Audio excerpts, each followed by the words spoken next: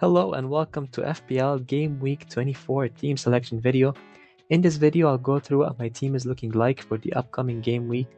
I've already confirmed 2 transfers and I'm considering a third depending on the price changes and swings over the next few days. A quick overview of my team here. I'm currently ranked 71k overall with 2 free transfers, and that's after I did my 2 transfers. And I have 2.4 million in the bank. I'm yet to use any of my chips, and this week could be the week. So let's just get straight to it. Starting in goal, I'm keeping Pickford. He's been absolutely solid for me, one of the best goalkeepers this season, and getting him in game week 6 was probably one of my best decisions yet. I have so much value tied up to him, and I don't see myself selling him anytime soon. With the upcoming double game week and a decent run of fixtures, he's definitely staying. On top of that, he's racking up saves, which means a lot of save points and bonus points on top of that. So I don't see any reason to move him yet. In defense, I'm starting with Gabriel, Van Dijk, and Aina. My defense this season has either completely flopped or done really well. There hasn't been any middle ground. I really wish I got Trent earlier, but with the price increases, I'm not sure if he's worth it anymore. Especially with some moves in the future I'm thinking about, maybe in the attack in the next couple of weeks. It did cross my mind to bring in Haaland or Foden at some point. So we'll see. Arsenal and Gabriel have a tough fixture against City, and City have been picking up form. Marmoush had a crazy debut, and looking at their front three right now, they are looking extremely dangerous.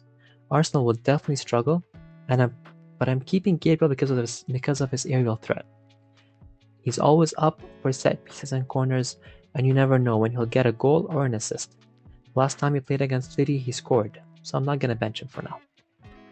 Aina has been extremely consistent for me. Forest's fixtures are turning for the worst, but they've actually been pretty good this season. Last game week's result was a shock, but I still think they continue to do well.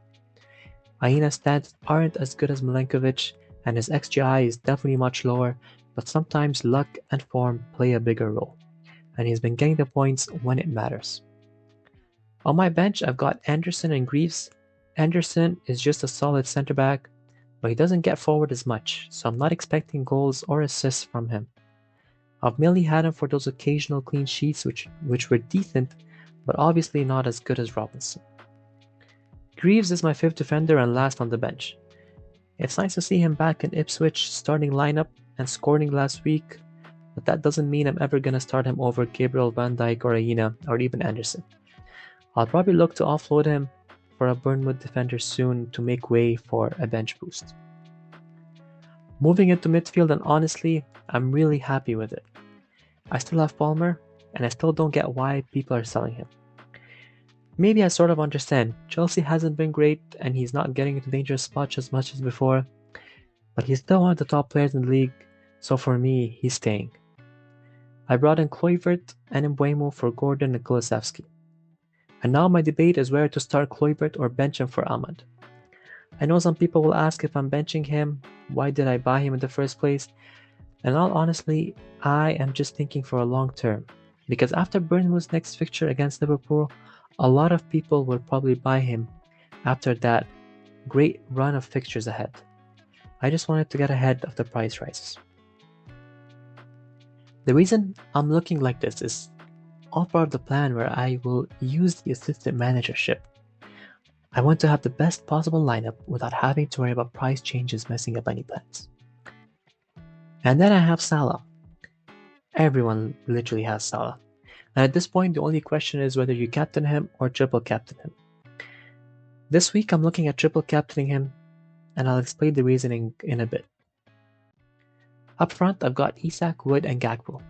Gakpo was my transfer in last week, and that 16-pointer was exactly what I needed to push up the ranks. He played in the Champions League this week against his boyhood club, and even took a penalty. Now, I don't think he's going to be on penalties regularly, but it's still good to see that he's on the list.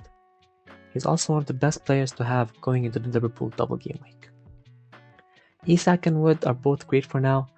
The fixtures are getting a bit tougher, but both of them are on penalties and still producing, so I'm sticking with them. So yeah, that's how my team is looking for now. Obviously, things could still change depending on the price movements, but this is what I'm working with. Let me know what you think in the comments below. Alright, let's talk captaincy. I'm leaning towards using my triple captainship this week, and here's why. We're looking at 3 expected double game weeks this season. Game week 24, which is this one, game week 33, and game week 36. On screen, you'll see some predicted doubles for key assets in game week 33 and game week 36 based on projections from Ben Krug. These aren't set in stone, but they give us a solid idea of what could happen if you're considering holding on to the chip. Potential doubles down the line. Let's look at Salah. Salah could have Leicester away, Villa away in game week 33. Isak's in the mix there as well. Then in game week 36, we're looking at Salah, Palmer, Haaland, and basically any team that goes deep into the FA Cup to get a double. Now here's the issue. We've got 3 doubles and at least 3 key chips to play. Maybe even 4 if you count the free hit. Most of us will likely free hit in the blank, which leaves us 3 doubles and 3 chips. So unless you're planning to use a chip in a single game week, you kinda have to use one now. So theoretically, you could hold off and use a triple captain in a single game week, or bench boost in a single, or skip the assistant managership in a double, but none of these options appeal to me. I want to maximize my chips in doubles, which means I need to use one this week, and since I don't want to play the assistant managership yet, that leaves me with the triple captain to play this week. Some of you want to hold off, but if you do, you'll probably end up using it in a single game week. And sure, there are some decent single game week options. Salah has Southampton at home, which is a good option. Palmer has Southampton at home and Leicester at home, which are also good options that you could choose from. Isak has Ipswich at home, and Haaland has Leicester at home. I'm not sure about the last two, but I'm thinking maybe Salah at Southampton at home is a good option. But realistically, Salah is probably the best FPL asset in the league right now. Over 2 games, he's even harder to stop. And with the double opportunity for returns, bonus points, and appearance points, it just makes sense to use it this week. Yeah, so the double isn't the most exciting because we have Bournemouth away and Everton away. They both aren't easy games, but to be honest, let's think about it. Is Salah really banking twice? I think it's highly unlikely. There's a small risk of rotation or injury before the Everton game, but that's always a possibility with FPL in general. At the end of the day, I just don't play my chips in a single game week, and it's not going to happen this season either. A lot of people ask me why I just don't wait, but the reality is I want to bench boost in game week 33 or game week 36, and I want to use the assistant manager chip in game week 33 or 36. So game week 24 is realistically the only double left for triple captain. Just simple as that.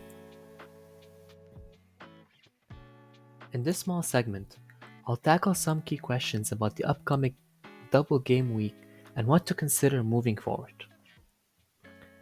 With City showing a slight uptick in form, is it really worth transferring in their assets? And personally, I'd strongly advise against it. First, if you don't already own Foden, you've missed the boat. If I had him, I'd keep or maybe even sell for Mbeumo to free up some funds. But bringing him in now, or even Haaland, is a gamble. Looking ahead, City faces Arsenal, Newcastle, Liverpool, Tottenham, and Forest. Aside from Spurs, that's a brutal run against top defensive attacking teams. The only case really for getting Foden would be if Palmer's form drops and he's your only premium midfield option. But even then, I'd probably lean towards a Bournemouth player like Kluivert or Ouattara instead. Second question is, should we sell Wood for another forward? I am personally holding on to it. His games are getting tougher, yes, but they're still better than City's. The only scenario where I'd sell is if I needed the funds for Gakpo.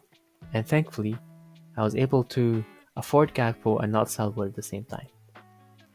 But outside of that, the only forward I generally prefer over Wood is obviously Isak. Maybe I'd say Watkins the coming next 2 game weeks. He has a very good run of fixtures, only these 2 fixtures. but other than that, it still gets tougher again. So maybe Watkins would be a good option to bring in. The third question is, are Everton players worth doubling up? With the double game week coming up, a lot of managers will be looking at Everton assets. But honestly, outside of Pickford, I don't see any great options. Ndiaye is somehow the most transferred in Everton player. And I think he's one of the most transferred in player in FPL, maybe the second or third. Yet he's only played one game where he scored a penalty. Sure, he's cheap, and maybe he's on pens after Calvert-Lewin's injury, but there's zero data on him. We don't even know how much Moyes trusts him. Way too many question marks for me, so I would definitely not touch Ndiaye. As for defenders like Mikolenko or Ashley Young, I'd still prefer Pickford. The potential for save points and bonus points makes him the standout pick. If you're really looking for future defender moves, there are better options outside of Everton. Again, I would be probably thinking of Bournemouth's Xerxes or Hoyson as other options. Anyways, that's it for the video. Thanks for tuning in. Don't forget to like and subscribe, and I'll catch you in the next one. Cheers.